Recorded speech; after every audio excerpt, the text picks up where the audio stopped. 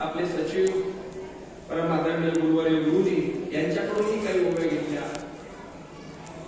गुरुवर्य सखियो बाबा यांच्याकडूनही काही ओव्या कलेक्ट केल्या, त्यांनी मला लिहून पाठवल्या आणि अन्य महात्म्यांनी मला काही फोनवरनं त्याची कल्पना दिली आणि त्या सर्व ओव्या संकलित केल्यानंतर एक त्रिपाद पद तयार होतो. ज्ञानेश्वरीमध्ये बाबांची जी पद्धत होती की ठराविक ओव्या काही श्लोक घेऊन संपूर्ण ओव्याचं चिंतन घेऊन किंवा संपूर्ण ओव्याचा उच्चार करून त्याची सिद्धांताची ओवी आणि त्याला दृष्टांत देऊन आपल्यापर्यंत तो मेसेज देणं आणि त्यातला काही भाग आपण 7 दिवसाच्या 1-1 तासामध्ये किती आपल्याला कव्हर करता येईल कठीण आहे, पण त्यातला महत्वाचे जे मुद्दे होते जे बाबा त्याला स्पर्श करायचे की पहिला जो मुद्दा होता तो म्हणजे ही जड आणि चेतनाला वेगळं करण्याचा. उपाधी आणि चेतन या उपाधीमध्ये युक्त चैतन्य असे सर्व ते तत्वज्ञ संत स्वीकारते. पहिल्यांदा ते वेगळं केलं आणि विचार करून त्याचं निरसन केलं. विचारिता निरसले प्रपंचू सहजे सांडवले आणि तत्वतात बोलले ज्ञानेशी. ही भूमिका एक आपण पाहिली. त्याच्यानंतर पुढे आल्यानंतर हे वेगळं केल्यानंतर चैतन्य आणि जड किंवा परमात्मा आणि माया किंवा प्रकृती आणि पुरुष, ईश्वर माया, त्याला कोणतंही नाव द्या, त्याला काही हरकत नाही.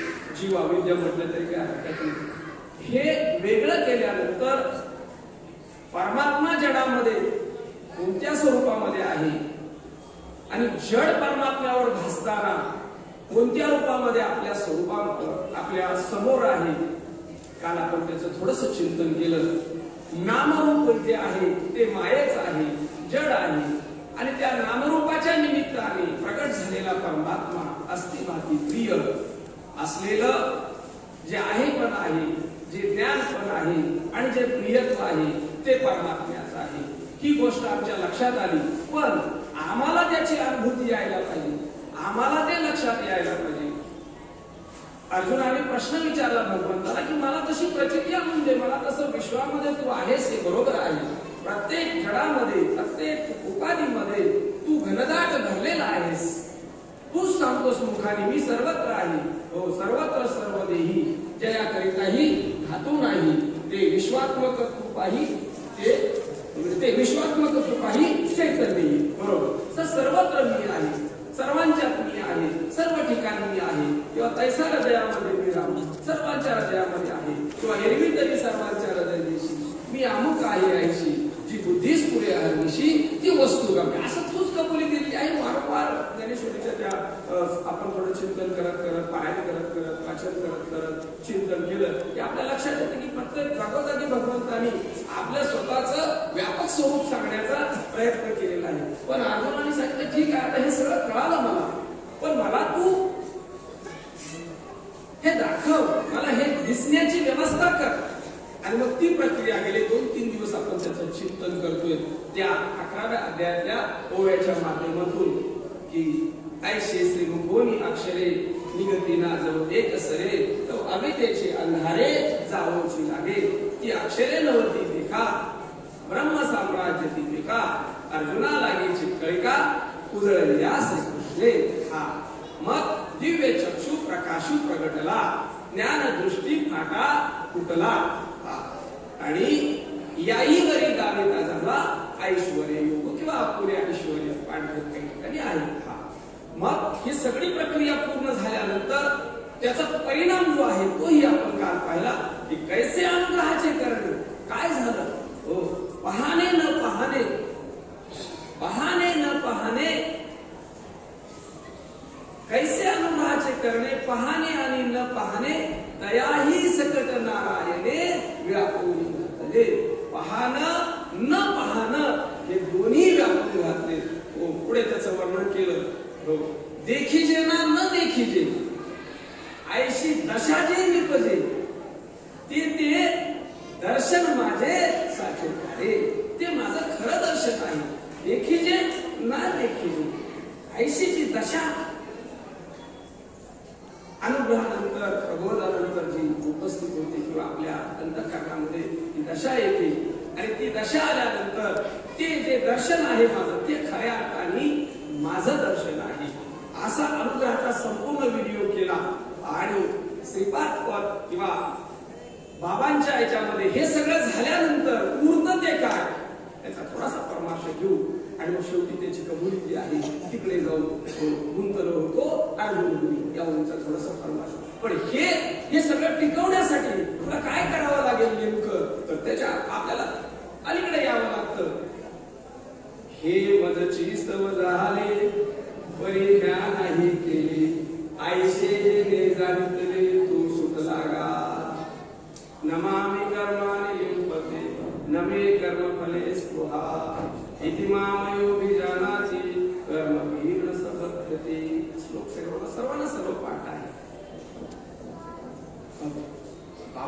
बाबांचं सांगणं होतं की बाबा रे, कर्मामध्ये निष्कर्मता प्राप्त करून, निष्कर्मता म्हणण्यापेक्षा निष्कामता म्हणून, निष्कर्मता आणि निष्कामता हे शब्द जरी जवळचे वाटले तरी निष्कामता हे सकामच्या सापेक्ष येते आणि निष्कर्मता ही कर्माच्या सापेक्ष येते. आपण निष्कर्म नाही होऊ शकत. निष्कर्म कसं होता येईल? जोपर्यंत देह आहे तोपर्यंत निष्कर्म कसं होता येईल? आपल्याला नाही होता येणार ना. कसं हे कर्म कसं थांबवता येईल? देखील मी तर कर्म आहे तुझे सगळे जरी सांडवले, हा पुढे काय तरी स्वभाव काय निमाली इंद्रियांचे, सगळं कर्म जरी सांडलं बाहेरचं एका जागी जरी दिसला तरी स्वभाव काय निमाली इंद्रियांचे. डोळा कधीतरी पाहणं बंद करेल का? नाही. हा बरं, याला असा बंद केला तर आतलं पाहणं चालू करतो. काय आतलं दिसायचं चालू होतं, इथलं दिसायचं बंद होतं, घरचं दिसायचं चालू होतं. आता काय करा, पाहणं चालू होत नाही. तो आपला अनुभव आहे सगळा, बरोबर की? डोळ्याचा धर्म आहे तो पाहणं, हा डोळ्याचा धर्म आहे. जोपर्यंत डोळा आहे तोपर्यंत पाहणं हा त्याचा धर्म. धर्मी जोपर्यंत शिल्लक आहे तोपर्यंत धर्म कसा सुटेल? धर्मधर्मीचा नाता आहे पक्क. धर्मी आहे तो त्याचा धर्म राहणार. डोळा धर्मी आहे त्याचा पाहणं हा धर्म आहे आणि तो पाहिल्याशिवाय राहणार नाही. मग तो विधेयमुक्त असू दे, नाही ते जीवनमुक्त असू दे, नाहीतर बद्ध असू दे, नाहीतर पामर असू दे, नाहीतर विषयी असू दे, नाहीतर कुठलाच काही नसू दे, डोळा त्याचा धर्म केल्याशिवाय राहणार. कानाचा धर्म सोडेल का? ऐकणं हा त्याचा धर्म आहे. तुम्ही ऐका अगर ऐकू नका, हा तुमचा प्रश्न आहे पुढचा. कोणताही ध्वनी कानावर पडला तर त्याचं ऐकणं हा त्याचा धर्म आहे. त्याला पुढे तुम्ही ऐकायचं की नाही काय हा मनाचा बुद्धीचा प्रश्न आहे तुमचा. आता समजा प्रवचन ऐकायचं नाही पण कानावर तर पडणार आहे ना, ते ऐकायचं की नाही हा त्याचा प्रश्न आहे तुमचा. पण हा ध्वनी तर कानावर पडल्याशिवाय, कान बंद केले तरी गुम गुम गुम केल्याशिवाय राहणार नाही. ऐकणं हा कानाचा धर्म आहे. वास घेणं हा नाकाचा धर्म आहे. चव घेणं जिभेचा धर्म आहे. थंड उष्ण हे शीत उष्ण हा त्वचेचा धर्म आहे. तो त्याचा पाळल्याशिवाय राहणार नाही. प्राणाचा हलण्याची प्रक्रिया थांबणार नाही. भूक लागायची थांबणार नाही. झोप लागायची थांबणार नाही. प्रकाश अंधार व्हाय, हे हा कोणताच धर्म आपण थांबवू शकत नाही. जोपर्यंत देह आहे, देह इंद्रियांच्या बरोबर जे आहे तोपर्यंत त्याचा धर्म. तिथं निष्कर्मता आणता येत नाही. निष्कर्मता पेक्षा निष्कामता महत्वाची. निष्कामता आपण साधू शकतो. कर्म चालू आहे पण कर्म सकाम नाही, कर्म निष्काम आहे. निष्काम कर्म. हे मजची स्तव झाले परी म्या नाही केली, आईशे जेणे जाणितले ते सुख लागा. हा 4था अध्याय कर्म ब्रह्मार्पण करण्याचीच युक्ती आहे संपूर्ण 4थ्या अध्यायामध्ये. मला वाटतं 12 यज्ञ सांगितले त्यापैकी पहिला यज्ञ आहे ब्रह्मार्पण, ब्रह्म हवी, ब्रह्मानो ब्रह्मणाहुतम ब्रह्मैवतेन गंतव्यम ब्रह्म कर्म समाधना. तो त्याचा पहिला यज्ञ सांगितला तो, त्या यज्ञात ब्रह्म. आता हे ठीक आहे पण आम्ही जर ओवीला स्पर्श केला, हे मदतची स्तव झाले परिणाम नाही केले, म्हणजे यातनं काय केला? कर्ता बाद केला. कर्मातून कर्ता बाद केला की भोक्ता सहजच बाद होतो. त्याला वेगळा बाद करायची गरज नाही. कर्मात कर्ता आला की कर्म करता बाद झाला की कर्म निष्काम होते.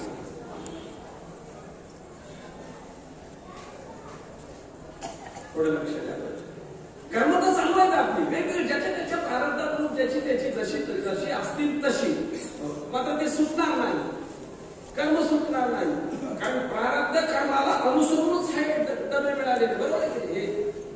हे देह मिळालेले आपल्याला, आणि ते जोपर्यंत आहे तोपर्यंत काही कर्म सुटायचा विषय नाही. हो, संन्यासाला सुद्धा निष्कामता साधता येते, निष्कर्तता नाही साधता येते. किती कोणी असू दे नाही साधता येत. त्याला त्याचा धर्म आणि धर्मीचा जो भाव आहे तो पार पाडल्याशिवाय राहत नाही. मग आपल्याला आता बाबांनी जी युक्ती सांगितलेली आहे, ज्ञानेश्वरीची युक्ती सांगते, गीताची युक्ती सांगते, त्याचं थोडं चिंतन करू आणि पुढे जाऊ. आज आपल्याला लवकर संपवायचंय. काही पुढचे कार्यक्रम आहे, उत्सवाचा कार्यक्रम आहे, अर्धा तास पाऊण तास, आणि पुढे आपला हरिपाठ आहे, वेळेत कीर्तनाची सुरुवात होणार आहे. म्हणजे त्यासाठी थोडं ठीक आहे, तुला सांगा. मी आपले 2 कार्यक्रम सांगितले, तुमचा जसा क्रम असेल तसं तुम्ही सांगा. लवकर सुरू. मग हे मदचिस्तव झाले आणि म्या नाही केले, या 2 तुकड्याचा थोडासा विचार करतो तुमच्या बरोबर, चिंतन करा. हे मदचिस्तव झाले म्हणजे माझ्यामुळे हे झाले आणि मी नाही केलं. सरळ सरळ दाखवाय ना. काय हे मदचिस्तव झाले, हे मीच केलं पण मी नाही केलं. हे माझ्यामुळे झालं पण मी नाही केलं. हे माझ्याशिवाय नाही झालं पण मी नाही केलं. हे माझ्यामुळे झालं पण मी नाही केलं. हे मदचिस्तव झाले तर मी नाही केले. तिसरा तुकडा पाहू नंतर. आयशे गेले जागितले तो सुटला. सुटलेला इथं सुटण्याची युक्ती काल आता 2-3 दिवस, पण सुटल्यानंतर सुटलेला राहणं महत्वाचं. परत बांधून घेतो तो. कर्मानेच बांधला गेला, कर्माने सुटला. सकामनी बांधला जाईल आणि निष्कामनी सुटेल. कर्म चालूच आहे. कर्म कोणाला सुटलं नाही. करता कर्म करू, अकर्ता फळाशा न धरू, या दोन्ही नावावर कर्म. दोघाला पण अकर्त्याला बी कर्म आवडणार नाही, कर्त्याला बी कर्म आवडणार. मग आपण अकर्ता होऊन केलेलं काय करायचं?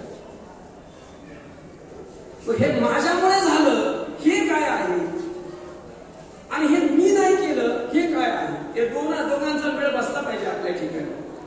हे माझ्यामुळे झालं ते काय आहे आणि हे मी नाही केलं तर कोणामुळे झालं हे काय आहे? हे मदचिस्तव झाले परिज्ञान आहे केले. म्हणजे करणारा वेगळा आहे आणि त्याला भांडवल पुरवणारा वेगळा आहे.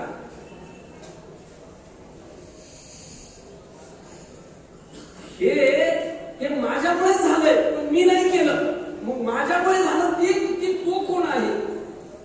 आणि नाही केलं पण केलं ते करणारी सामग्री कोणती आहे?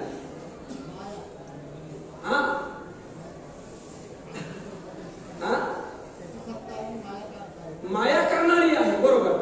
आणि सत्ता पुरवणारा माझ्या सत्तेशिवाय कोणतंच कर्म होत नाही, मात्र करणारा मी नाही. करणारी कोण आहे? माया आहे.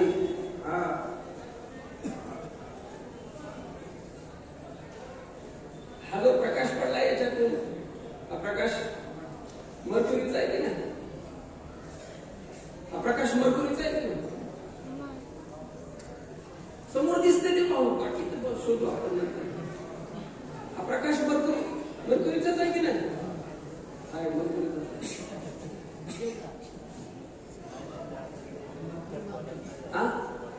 पावामध्ये जेवढ्या फरक नाही जायला, विजयला हातांना चक्का मारायचा.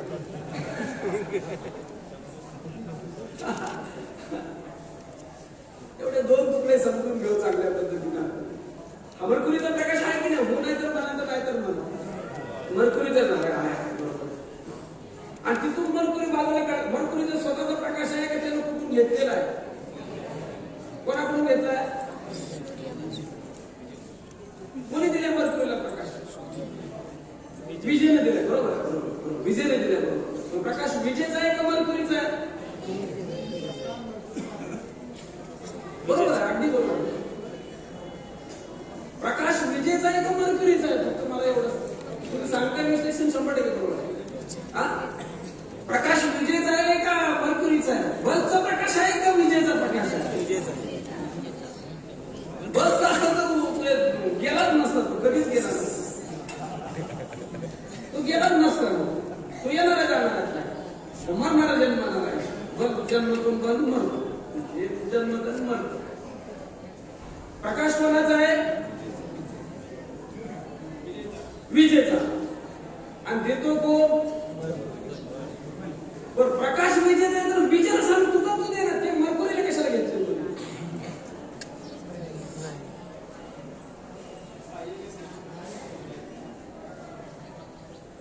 बरोबर म्हणतो. विजेचा प्रकाश आहे तर विजेला विजे तुझं तू दे ना. हा नाही की त्या बरं वीज म्हणजे नेमकं काय? चला आता थोडं अजून जरा आत जाऊन वीज कुठे आहे त्याच्यात? वीज नेमकी कोणती? मर्क्युरी तर वीज नाही बरोबर. मग त्यातली ती वायर वीज आहे का? बरं तांब्याची तार तर वीज असेल ना? तांब्याची तार सुद्धा वीज नाही. तांब्याची तार सुद्धा वीज नाही. तो वीज आहे कुठे त्याच्यात?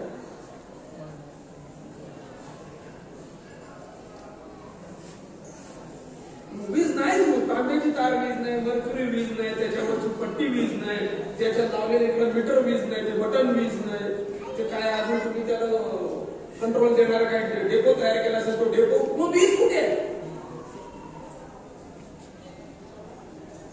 बाबा बोला ना, बरोबर आहे. वीज न दिसणारी, वीज न दिसणारी आणि हे सगळे दिसणारे. आणि दिसणारे म्हणजे वीज नाही. आपला रोजचा व्यवहार आहे का? समोर आहे आपल्या, जे सगळं त्याच्यात दिसतंय. हे मर्क्युरी दिसते, त्याची काच दिसते, तो उजेड दिसतोय, तो त्याच्यातले ते पांढरी पट्टी दिसते, त्याच्यातली वायर दिसते, वायर मध्ये तांब्याची वायर दिसते, तिकडं स्विच बोर्ड दिसतोय, त्याची बटणं दिसतात. यातलं कोणतंच वीज नाही. मग वीज नाही का? वीज दिसण्यात नाही का असण्यातली आहे? सगळं बटन, वायर, वीज, ते पट्टी, मर्क्युरी, फक्त वीज बाजूला काढायची. ह्याचं काय काम आहे? मग हे भंगार आहे, ह्याचं काय काम नाही. आणि नुसती वीज आहे, नुसती वीज अंदाज येत नाही. काय करावं? नुसती वीज कुठून जिथून आली तिथून सुद्धा मोठे मोठे तार टाकले त्याच्यात टाकले. वाहत पाहिजे तिला, अशी वाहत नाही ती. आणि ज्याच्यातून वाहते त्याला हाताला झटका मारते. मग मात्र दाखवते मी आहे पाहायचं असेल तर उत्पादीला हात लावायचा. आणि अशी पत्ताच लागत नाही, अशी काहीच करत नाही. सामान्य स्थितीच काय करेल? त्याच्यावर बसताय तुम्ही, त्याच्यावर चालताय, ती काय करत नाही. आणि ती उपकरणात आली, त्या वायर मध्ये आली तांब्याच्या, मग चिटका बघू. मग चिटकलं तर वायरचा शॉक आहे का विजेचा शॉक आहे? त्या तांब्याच्या तारेचा शॉक आहे का विजेचा आहे? विजेचा आहे. पण दिला कोणाच्या माध्यमातून? हे मदत. वीज म्हणते हे माझ्यामुळे झालं, तर मी नाही केलंय. एकटी वीज ठेवली तर प्रकाश येईल का पुढे? बरं वीज नाही, बरं ठीक आहे. पण एकटा मर्क्युरी आणला पुढे, हे सगळं सामान आणून लावलं, तिकडनं वीजच नाही सप्लाय. सामान आणलंय सगळं, फक्त बटन दाबायचं चालू करायचं. आणि तिकडनं जॉईनच नाही केली, तिकडनं सप्लाय नाही दिला, फक्त बटन दाबत राहायचं. काय होईल? काही होणार नाही. लक्षात घ्या, या उपाधीशिवाय त्याचं प्रगतीकरण नाही. कोणाचं? विजेचं. उपाधीशिवाय प्रगतीकरण नाही. आणि उपाधी एकटी काही करू शकत नाही. त्यातली कोणतीच सामग्री स्वतंत्र प्रकाश देऊ शकत नाही. प्रकाश आहे विजेचा, पण तिला देता येत नाही. त्याचा व्यवहार नाही करता येत, त्याला विशेषत्व आणता येत नाही. त्याला सामग्री पाहिजे, उपाधी पाहिजे. मग बल्ब लावा, मर्क्युरी लावा, ट्यूब लावा, फ्रीज लावा, इस्त्री लावा, अजून घरातले काय सामान असतील, ती ज्या उपाधी जाईल त्या उपाधीप्रमाणे कार्य करते. कार्य सगळं उपाधीचं आहे. कार्य विजेचं असतं तर समान कार्य केलं असतं की नाही तिनं? समजा फ्रीज मध्ये गेलं तर काय कार्य करते? थंड करते. आणि इस्त्रीत गेली तर दोघात काय सोडलेली आहे? चटका आहे तो विजेच आहे का थंड आहे ते विजेच आहे? गार झालं ते विजेच आहे का गरम झालं ते विजेच आहे?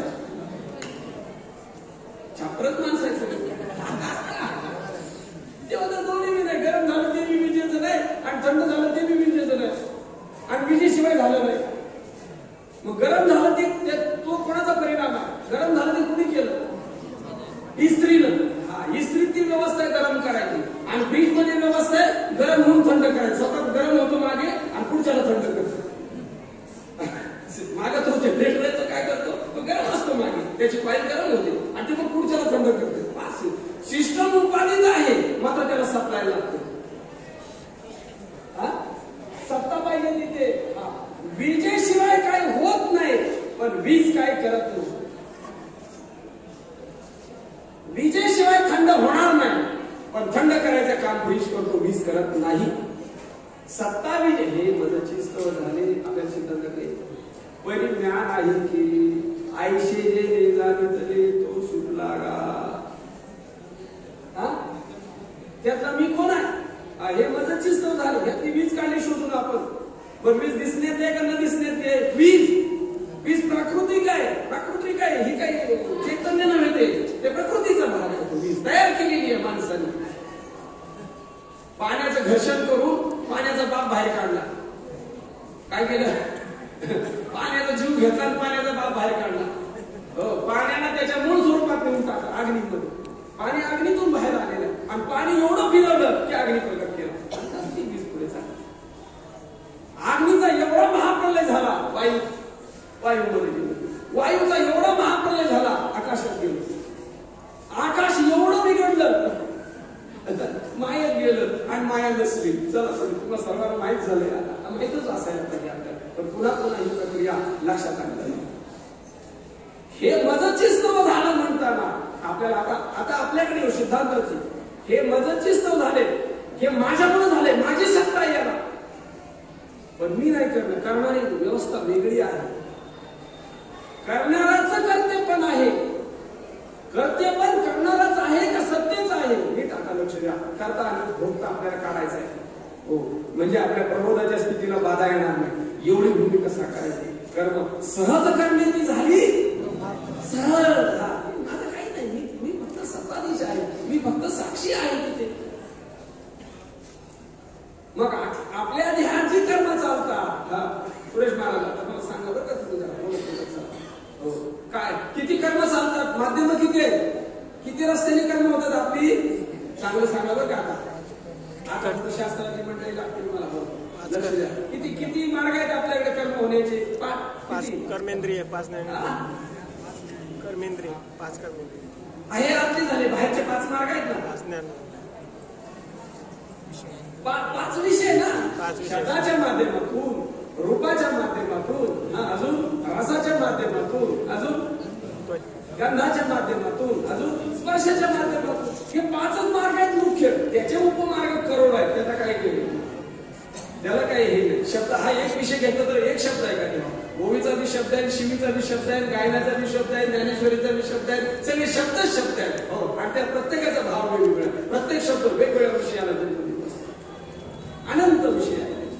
रूप म्हटलं की एक आहे. रूप हा मुख्य विषय. त्या रूपाचे जर भाग घेतले किती रूप आहेत? 84 लक्ष योनीमध्ये अनेक रूप आहे. फक्त मनुष्य योनीमध्ये आता इथे या मंडपामध्ये किती रूप आहे? अनंत रूपे, अनंत वेश. जेवढे रूप तेवढे वेश. त्याच्या पुढचं रूप नटलेलं आहे, तू दिसत नाही. रूप नटलेलं दिसतं असं बस.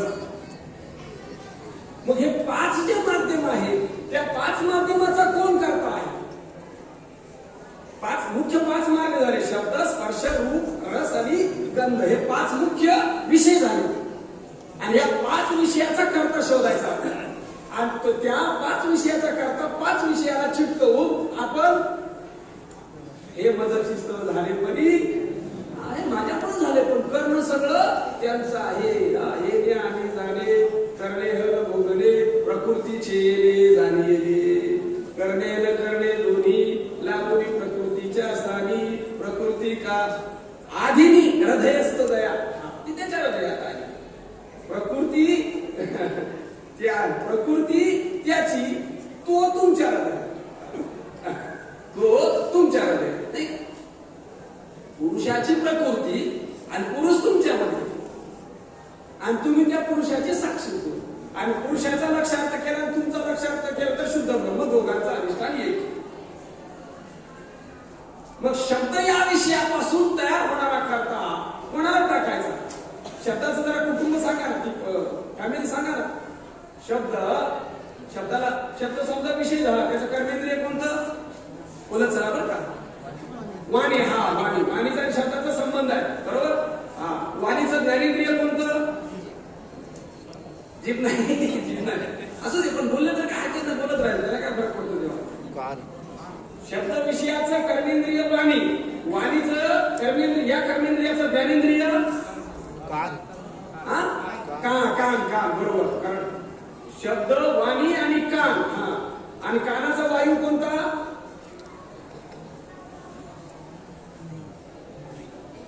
या बाहेर जायचं साधन आहे. बाहेर कसं येईल आणि आत कसं जाईल?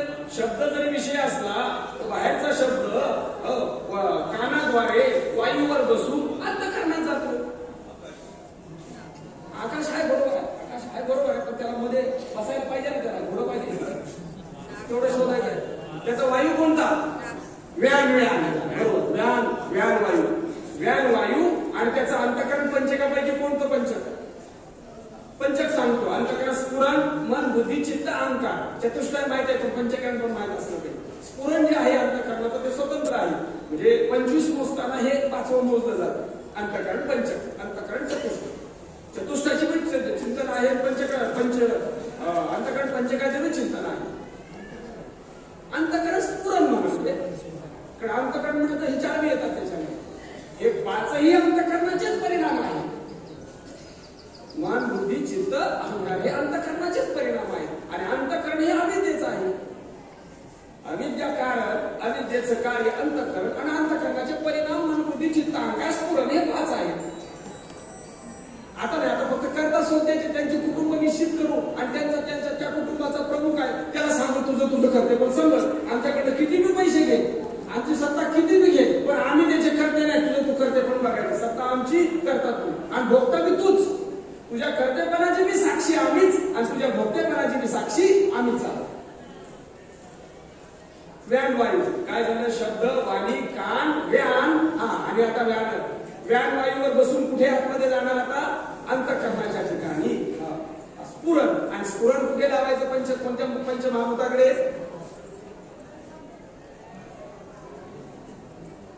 आकाश. आता इकडून जाऊ. आकाश, अंतःकरण, स्फुरण, व्यान वायू, कान, वाणी, शब्द. किती झालं? किती जणांचं कुटुंब झालं हे? 6 जणांचं मुख्य कुटुंब आहे. आणि त्याचा मुख्य कोण आहे? आकाश. आकाशाच्या सर्व गुणापासून अंतःकरण पंच. आकाशाच्या रजोगुणापासून वायू, आणि आकाशाच्या रजोगुण सत्वगुण मिश्रित ज्ञानेंद्रिय, आणि आकाशाच्या निव्वळ रजोगुणापासून कर्मेंद्रिय, आणि आकाशाच्या तमोगुणापासून शब्द विषय. तमोगुणात एक विषय त्या गुणाचा प्रभाव आहे. मग आता शब्द या विषयातून होणारा करता भोगता याचा करता कोणाकडे लावायचा? कोणाकडे? आकाशाकडे. अंतःकरण स्फुरण ही वृत्ती आहे. आणि वायू हे त्या वृत्तीला बसायचं वाहन आहे, लक्षात ठेवा. वायू स्वतः नाही चालू शकत. वायूला चालवणारा चिदाभास जीव त्याच्यातच असतो, आणि ते दोघे मिळून गाडीत बसतात. त्यांचं वाहन आहे वायू, आणि मग त्याला घेऊन ज्ञानेंद्रियापर्यंत येतात, आणि ज्ञानेंद्रिय कर्मेंद्रियापर्यंत, कर्मेंद्रिय ज्ञानेंद्रिय मिळून विषयाकडे जातात, आणि मग त्यांचा गोंधळ पुढे सुरू होतो. जसा विषय जसा असेल तसं सुरू होतो. मग शब्द या विषयाच्या माध्यमातून होणारा व्यवहार, आणि त्या व्यवहाराचा करता कोण? आकाशपेक्षा आता तिथे स्फुरण, अंतःकरण, स्फुरण अंतःकरण. बरोबर आहे. आकाश हे पंचमहाभूत आहे. बरोबर. स्फुरण जे अंतःकरण आहे, जे स्फुरण आहे, त्या स्फुरण जे आहे ते ह्या शब्दापासून होणारा जो व्यवहार आहे, या शब्द विषयाचा व्यवहार, आणि त्याचा जो करता आहे तो कुठे जाईल? अंतःकरणाकडे. आणि तुम्ही त्या अंतःकरणाचीही साक्षी, तुम्ही तुमच्या स्फुरणाचे साक्षी आहे की नाही?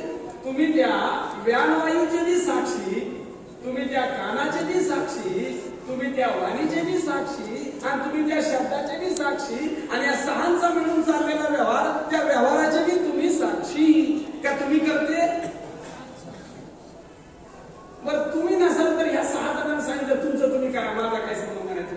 मी चालू बाहेर फिरायला. जमेल का?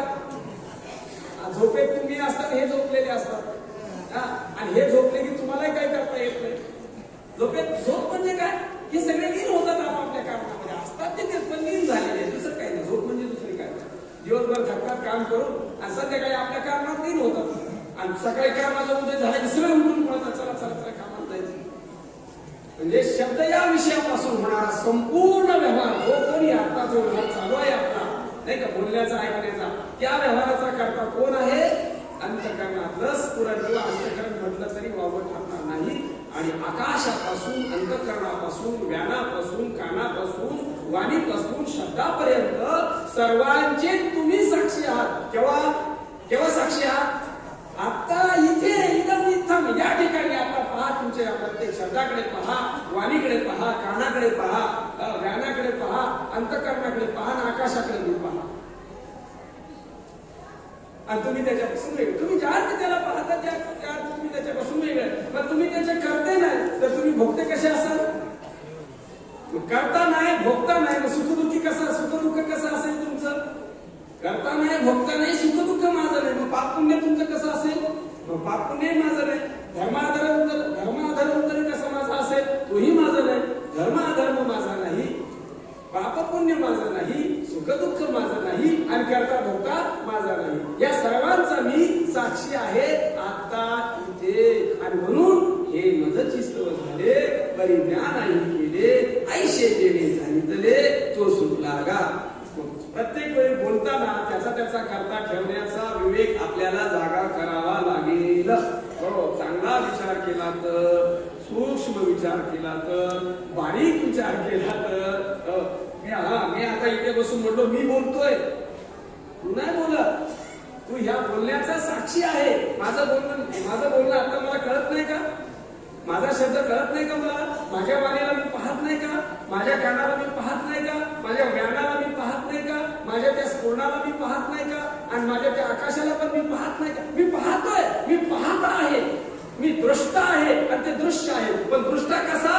दृश्यात अडकलेला नाही, दृश्यापासून अलिप्त झालेला, दृश्य मावळलेला, मावळवित विश्वभासू, आभास मावळलेला मी साक्षी दृष्ट आहे. म्हणजे हे मदतची स्तव झाले, परिज्ञान नाही केले. कुणी केलं? ही सगळी ज्ञान सांगितली, करणारी ज्ञान, आणि मी त्याचा साक्षी, मी त्याचा साक्षी. एक विषय. दुसरा विषय कोणता? चला पटापट जाऊ, आपले वेळ कमी आहे, वेगात घेऊ आता. नंतर तक्ता वगैरे घ्या, कोणाला कुठे बनवून घ्यायचं असेल तर सांगता येईल. त्याचा चांगला विचार केला तर 1 वर्षभरात ही घडी बसून जाते. थोडं ध्यान केलं तर, थोडं चिंतन केलं तर, बुद्धीचा डोळा उघडून पाहिलं तर. असं झोपाटी मारून चालत नाही. तू करता नाही म्हणले नाही, तू करता ठेवायचा कुठे हे तर कळायला पाहिजे. कुठल्या व्यवहाराला कोणता करता हे जर नाही कळालं तर कुठला करता कुठे जाईल आमच्याकडे? कुठे सोडून? नुसतं प्रकृतीवर म्हणण्याने चालणार नाही ना, कारण ते हातचा गोंधळ आहे सगळा, हात चालला खेळ त्यांचा. दुसरा विषय कोणता? स्पर्श. स्पर्शाचं कर्मेंद्रिय कोणतं? स्पर्श हा विषय आहे, त्याचं कर्मेंद्रिय कोणतं? कर्मेंद्रिय मी म्हणतोय. त्वचा ज्ञानेंद्रिय आहे का कर्मेंद्रिय आहे? महाराजाला त्याचं कर्मेंद्रिय हे काय? हा समजा, हा ते त्याचं कर्मेंद्रिय आहे, त्वचा हे त्याचे ज्ञानेंद्रिय आहे. आणि त्याचा वायू, त्याचं वाहन समान वायू बसायचं काम करतं. आणि ते जातं कुठे? कोणत्या वृत्तीवर जातं ते? मनाकडे. आणि मन कुठून आलंय? वायूतून. वायू, मन, समान, त्वचा, हात आणि स्पर्श, या 6ची ही फॅमिली आहे. ह्या स्पर्शाच्या माध्यमातून कठीण, मऊ, थंड, उष्ण जे काही ज्ञान होतं, जो काही व्यवहार चालतो, त्या व्यवहाराचा करता कुठे लावायचा? कोणाकडे लावायचा? आता स्फोरणाकडे लावला, तर दुसऱ्याकडे लावायचा? मनाकडे. मन हे त्याचा करता आहे, मनाकडे ते करते पण जातं. स्पर्शाच्या व्यवहार आणि स्पर्शाचा जो व्यवहार होतो तो मनाकडे जातो. तिसरा विषय रूप. हा दोन मुख्य विषय त्रास देणारे आहेत बरं का. जेवढे 3 तेवढे त्रास देत नाही. कोणते 2 मुख्य?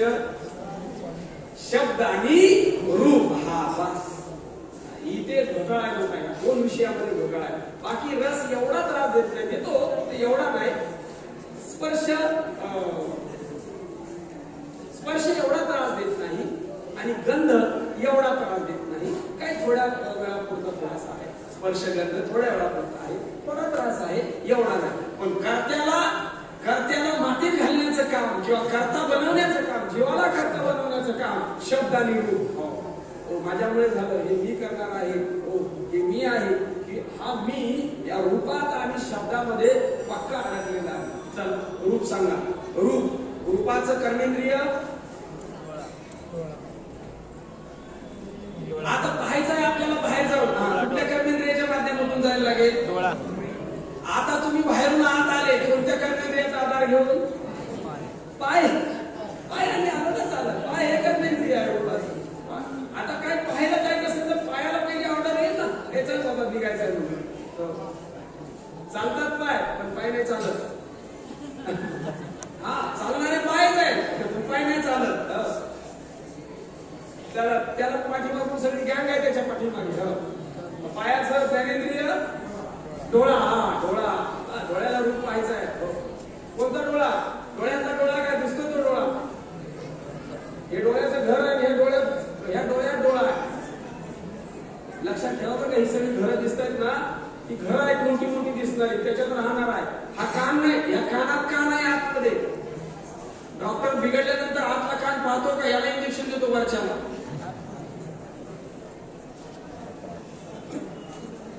आतला कान आहे, हे कानाचं घर आहे. कानाचं घर आहे, डोळा आहे, डोळ्यात डोळा आहे. माझं ऑपरेशन केलं, आतमध्ये इंजेक्शन देऊन आतलं मोठं केलं, बाहेरच्या काय नाही केलं, आतलं बिघडलं होतं असं. चला, डोळ्याचं वाहन कोणतं? उदान वायू. हा, आणि त्याचं अंतःकरण पंचकापैकी कोणतं असेल? मन झालं. रूपाचं बुद्धी. हा, आणि बुद्धीचं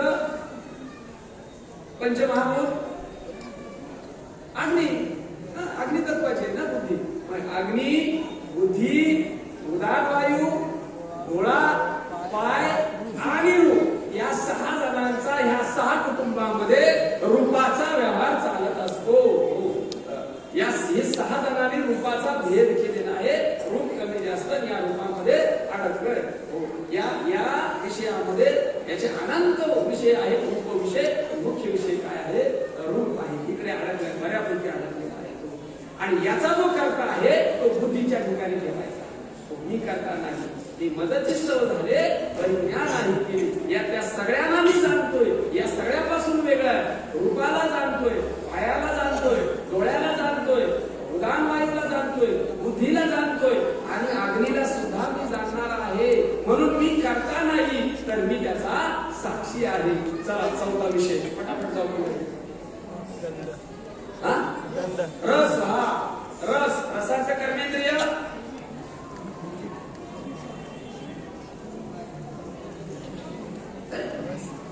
रोजचं जेवण करताय, रसाचं कर्मेंद्रिय माहित पाहिजे ना. उपस्थ. उपस्थ, त्याचा मराठीचा अर्थ तुमचा तुम्ही शोधायचा. उपस्थ. आणि उपस्थाचं ज्ञानेंद्रिय जीवा. आणि जिभेचं वाहन आतमध्ये जायला नाही ना बसून त्याच्यावर. प्राण. आपण दुधाकडे जाणार, गंधाचा विषय आहे. प्राणावर बसून जात आहे ते आतमध्ये. प्राणवायूचा विनियोग आहे तिथे. आणि जाते कुठे? कोणाकडे? चित्ताकडे. आणि चित्त कुठून आलं? जलतत्वापासून.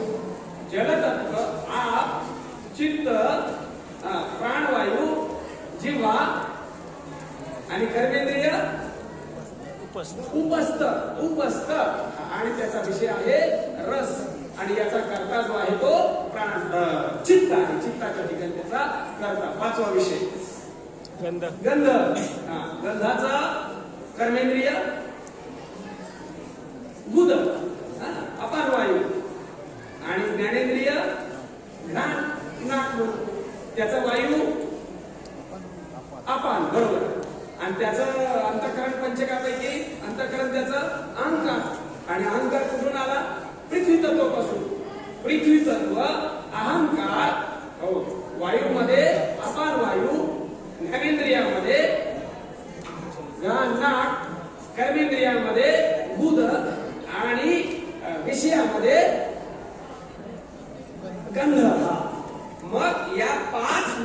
विषयाचे जे कर्ते आहेत ते तिथे टाकायचे. लगेच लक्षात येणार. पहिला आधी गोष्ट समजून घ्यायला लागेल. पंचीकरणाचा विषय ज्ञानेश्वरी पण आलेला आहे. 13वा अध्याय हे वेगवेगळ्या अध्यायामध्ये वेगवेगळे पसरून आलेला आहे. 36 तत्व सांगताना त्याचा कर्ता सुद्धा सांगितलेला आहे. आपण चांगल्या विस्तारपूर्वक वाचल्या की त्याचा कर्ता तिथे आलेला आहे. बरोबर. मग कर्ता त्यांचं कर्म करता कर्माच्या ठिकाणी त्याचा कर्ता तिथे बरोबर निवडला की तुमच्याकडे मुक्त ते फक्त काय आहे, साक्षीत्व आहे. बस. अर्जुना, बाबा सांगायचे भाऊ कोणाचं कर्म पाहू नको आणि तू कर्मात अडकू नकोस. तू कर्माचा करता नाही. भाऊ या मी आपला विषय चाललेला आहे. मी आणि माझं मी का झाला, कारण नाही त्याचा कर्ता झाला. या प्रकृतीने केलेल्याचा कर्ता बनायला लागला. म्हणजे कर्ण आपला पहिल्या दिवसापासून विषय चाललाय. कर्ण सगळं कोणाचं आहे, प्रकृतीचं. आणि प्रकृतीतल्या या 25 किती मोजले आपण, 25 मोजले ना. पंचमहाभूत. पुढे अंतःकरण पंचक. पंचमहाभूतापैकी आकाश, वायू, देश, आग आणि पृथ्वी. बरोबर.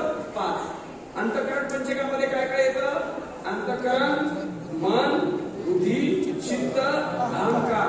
पंच वायू, वायू पंचक. प्राण, अपान, ज्ञान, उदान, समान. वायू पंचक.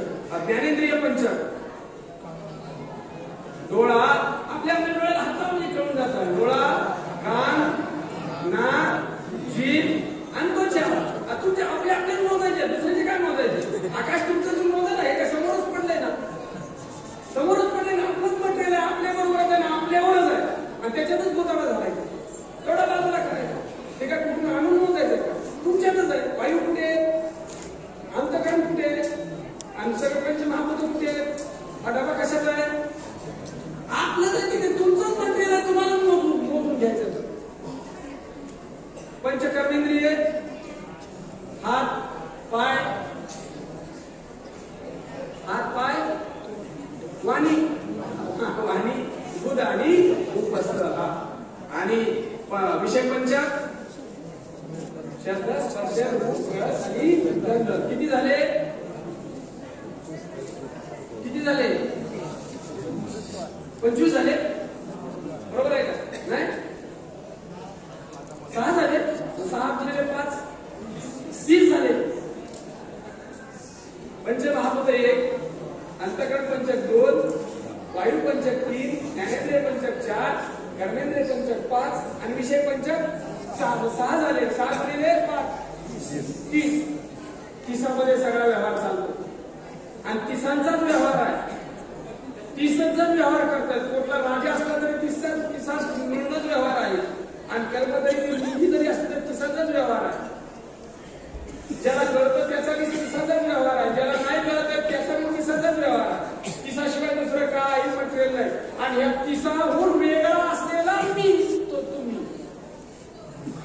आणि तो मी नटला या 30पैकी कशाला तरी घेऊन आणि त्या मीला त्याच्यातून बाजूला काढायचा. तो बाजूला पहिलाच आहे का बाजूला काढायचा आहे, जरा सांगा बरं मला. तो पहिल्यापासूनच बाजूला आहे का बाजूला काढायचा आहे. तो मिसळल्याचा भ्रम होता का मिसळला या वास्तवात, भ्रम झालेला आहे. तो कसा त्याच्यात मिसळेल, ते त्याचा काही संबंध नाही. त्याचा पण संबंधाचा अध्यास झालेला आहे. काय संबंध अध्यास आणि दुसरा कुठला स्वरूप अध्यास. 2 अध्यास होतात. एक स्वरूपाचा अध्यास, संबंधाचा अध्यास होतो, त्याला संसर्ग अध्यास म्हणतात. आणि एक स्वरूपाचा अध्यास होतो, त्याला स्वरूप अध्यासच म्हणतात. आत्मस्वरूपाकडून जो होतो, आत्मस्वरूपावर जो होतो तो आत्म्याकडून होणारा स्वरूप अध्यास आणि अनात्म्याकडून होणारा संबंध अध्यास. नाही, आत्म्याकडून होणारा संबंध अध्यास, अनात्म्याकडून होणारा स्वरूप अध्यास. कारण अनात्मा हा स्वरूपावर अवलंबून आणि आत्म्याचा संबंध आहे असा भ्रम झालेला अध्यास आहे. इकडून झालेला अध्यास आहे तो संबंधाचा अध्यास आहे आणि तिकडून झालेला जो अध्यास आहे तो संसर्गाचा अध्यास आहे, स्वरूपाचा अध्यास आहे. असो, फार कठीण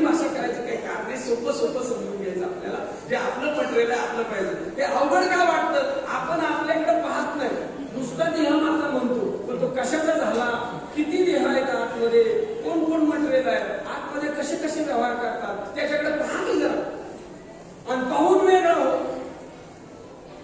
पाहून सूक्ष्म पाहून त्याच्यापासून वेगळं आहे हे लक्षात घे. वेगळ्याचं एकच वेदांतिक चिंतन, वेदांतिक चिंतन, जो ज्याला पाहतो, जो ज्याला जाणतो तो त्याच्यापासून वेगळा असतो. मग तुम्ही आता जे मी 30 सांगितले, तुम्ही आकाशाला जाणताय की नाही? पंचमहाभूताला जाणताय. तुम्ही तुमच्या मनबुद्धी चित्त अहंकारला जाणताय की नाही? जाणताय. तुम्ही प्राण, अपान, व्यान, उदान, समान ह्याला जाणताय की नाही? जाणताय. तुम्ही तुमचा डोळा, कान, नाक, घसा नाही, किंवा याला जाणताय की नाही? जाणताय. तुमचे हात, पाय, दूध, शिश्न, वाणी याला जाणताय की नाही? जाणताय. पुढे पडलेले विषय ते तर बाहेरचे, त्यालाही जाणतोय आम्ही. म्हणजे याला ज्या तुम्ही जाणतोय त्या की हे माझ्यापासून वेगळे आहे, तर मी याच्यापासून वेगळे आहे.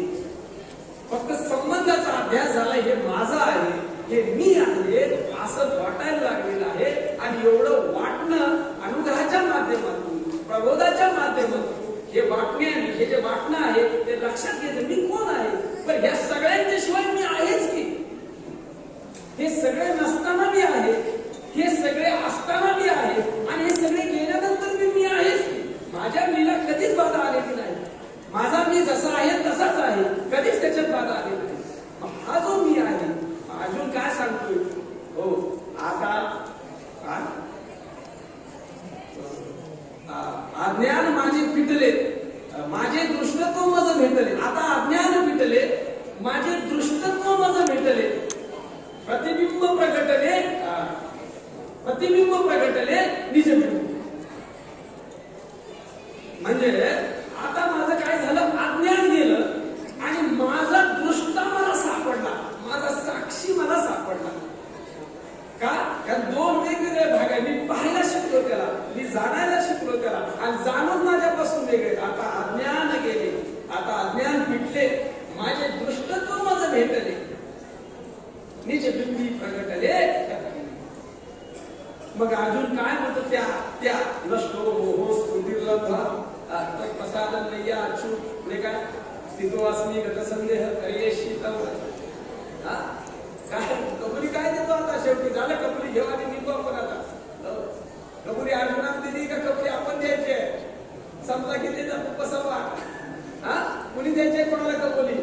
काय गुंतलो होतो अजून म्हणते, आता काय करावं? गुंतलो होतो, गुंतलो होतो.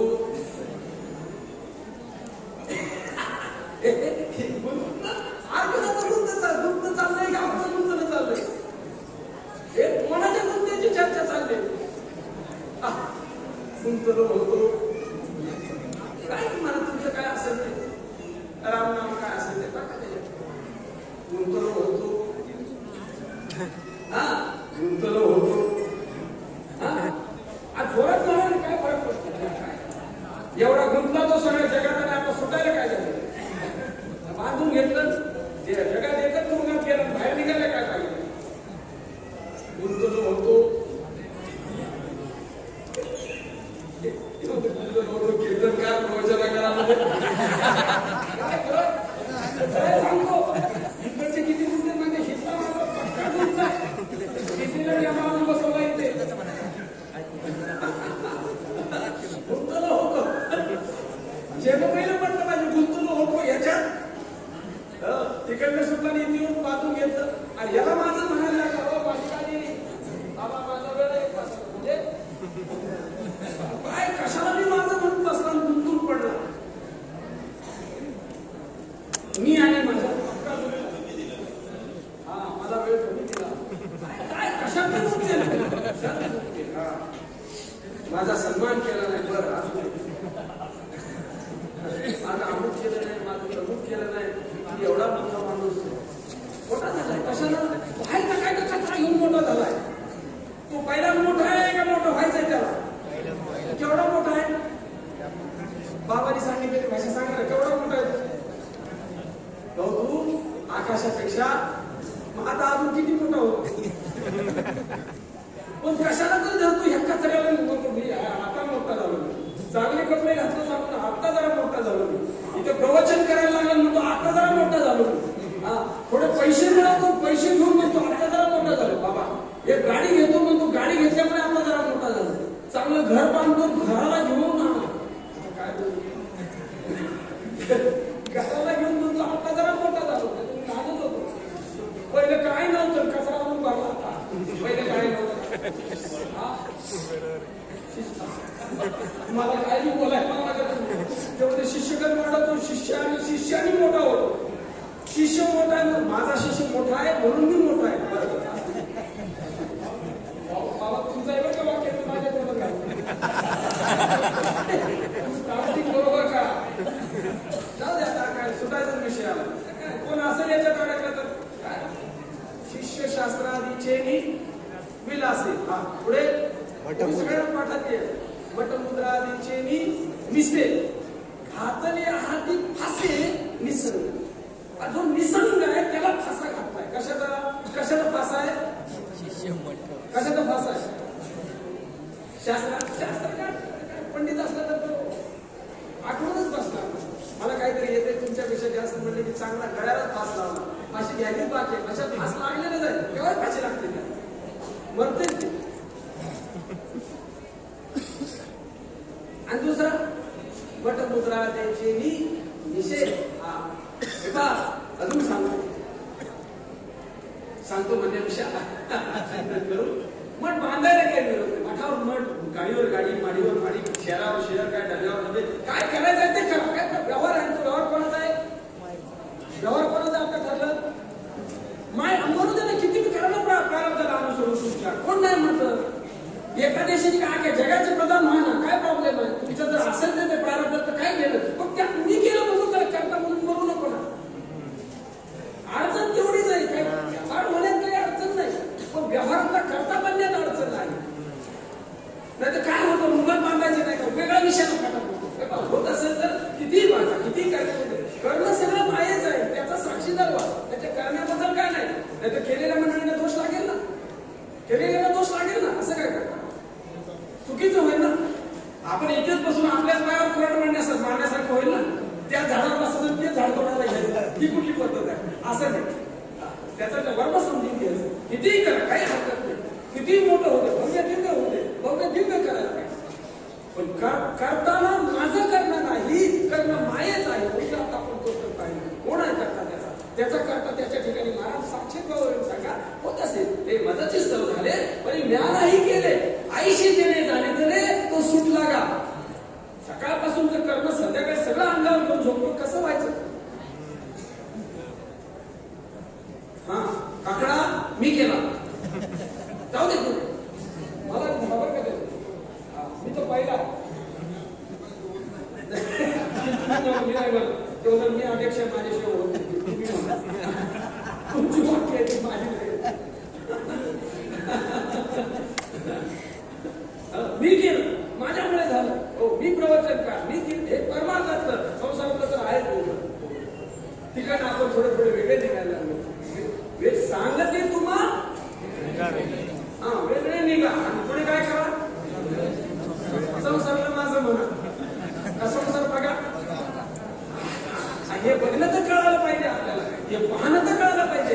हो पाहता पाहणे हा पुढे पुढचं सांगा ना उत्तर. हो हा रे पाहण्याला पाहण्यापासून वेगळा कर.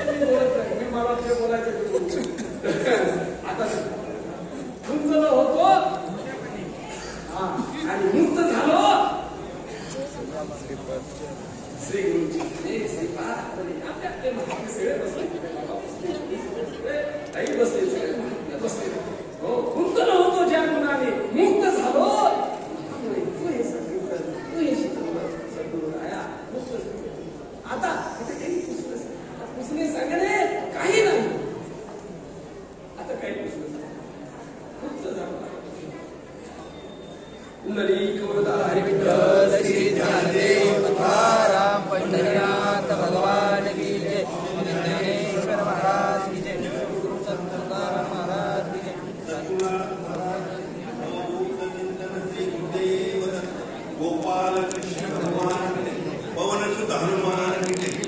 सच्चिदानंद श्रीपाद स्वामी की जय. सच्चिदानंद रामदास स्वामी की जय. सच्चिदानंद नारायण स्वामी की जय. सज्जन हृदय स्वामी की जय. आता विश्वास देवे येणे वाक्य तोषावे दोषोनी मज द्यावे पसाय दाने. जे कळाची व्यंकटी सांडो त्या सत्कर्मी रवी वाढो. तुला परस्परे पडो मैत्रिवांचे दुरितांचे कुमिर जाओ. विष्णू स्वधर्म सूर्य पाहो. चौथे वांशिक चौथे लाहो प्राणियात वर्षद सकळ मंगळी. ईश्वर ईशांची मांदी आई अनवर्त भूमंडळी भेटता. चला कल्पतरुची आगो चेतना चिंतामणीचे गाव. बोलतेचे अर्णव पियुषांचे चंद्रमेचे आलांचन. मार्तंड देता बहीण ते सर्वाई सदा सज्जन सोयरे होतो. किंबहुना सर्व सुखी पूर्ण होणे तिन्ही लोकी. आदि पूर्वी अखंडित आदि ग्रंथोपजीवे विशेष लोकी. द्रष्टा दृष्ट विजय व्हावेची. एक मने श्री विश्वेश्वरा